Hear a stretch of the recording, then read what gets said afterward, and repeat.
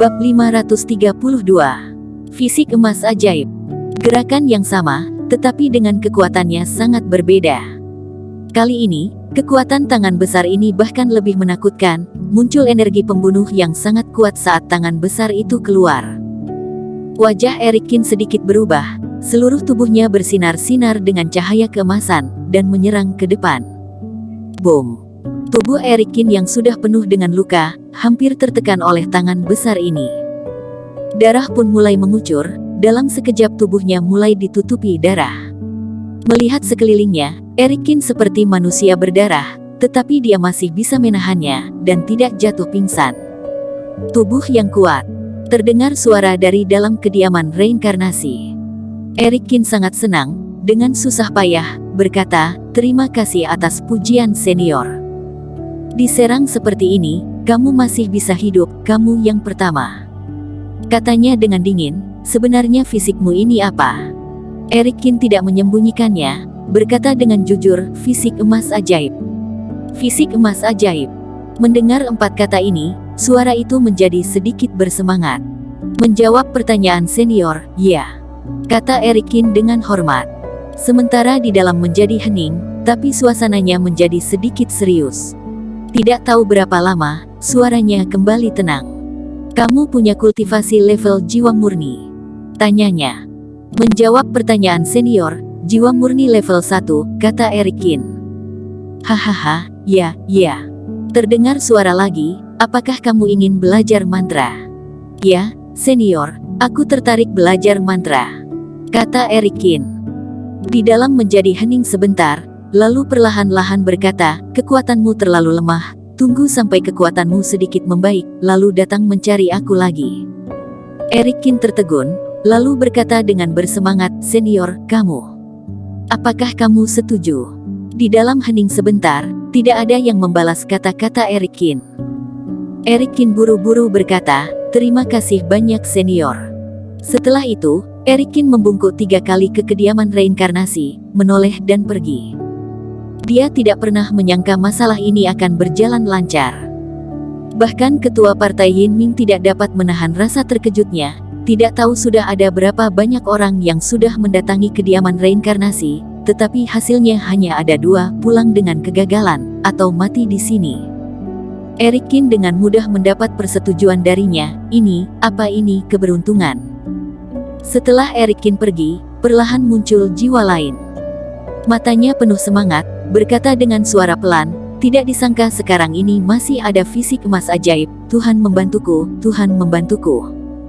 Dia sudah menunggu selama bertahun-tahun di kediaman reinkarnasi, dia tidak pernah melihat fisik yang bisa dia kagumi, tetapi tidak disangka, hari ini ada fisik emas ajaib yang datang. "Tunggu saat aku bisa memasuki tubuhnya, menguasai tubuhnya, maka aku bisa reinkarnasi kembali." Hahaha. Tawa menggema di kediaman reinkarnasi, namun tidak terdengar sampai keluar. Erikin duduk di sekitar daerah terlarang, perlahan-lahan memulihkan tubuhnya. Dia tidak bisa menyembunyikan rasa senangnya, jika bisa mendapatkan mantra ini, maka Erikin bisa menerobos asosiasi Budo di kota B, untuk menyelamatkan ibunya. Setelah 1 jam lebih, fisik Erikin hampir pulih, dia menemukan sungai di sekitarnya, mencuci darah di tubuhnya, baru meninggalkan kota Hongcheng. "Tuan Qin, aku sedikit bingung, mengapa kediaman reinkarnasi akan mewariskannya padamu?" Ketua partai Yin Ming mengerutkan kening, "Aku selalu merasa ini sedikit aneh." Erikin terdiam, berkata, "Memang, di sini ada banyak larangan, mungkinkah dia hanya menguji?" "Tidak mungkin." Ketua partai Yin Ming tidak ragu-ragu menyangkal perkataan Erikin. Kediaman reinkarnasi bukan tempat yang baik, jika tidak mungkin akan secepat mungkin dihancurkan, dan mereka tidak akan mungkin mewariskan sesuatu yang berharga untuk mereka.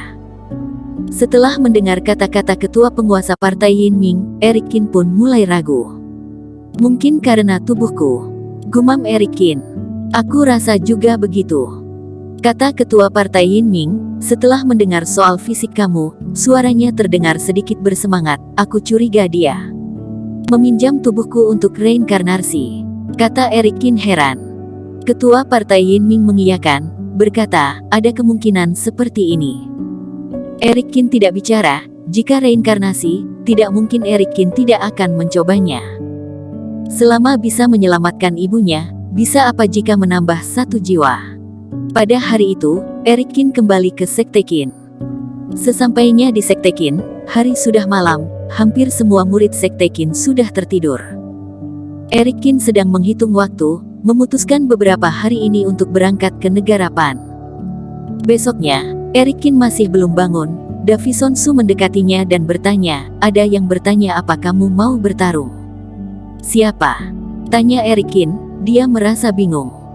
"Dia dari kota Sakura," kata Davison Su. "Apanya yang bertanding?"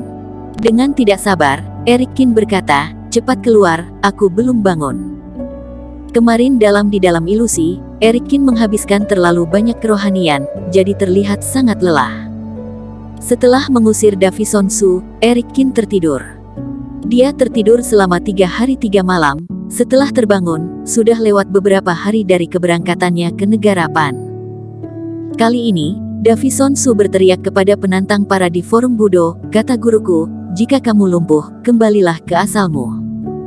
Untungnya, semua orang di forum Budo tahu temperamen Davison Su, jadi tidak ada yang memakai padanya, sebaliknya ikut memarahi penantang yang lain.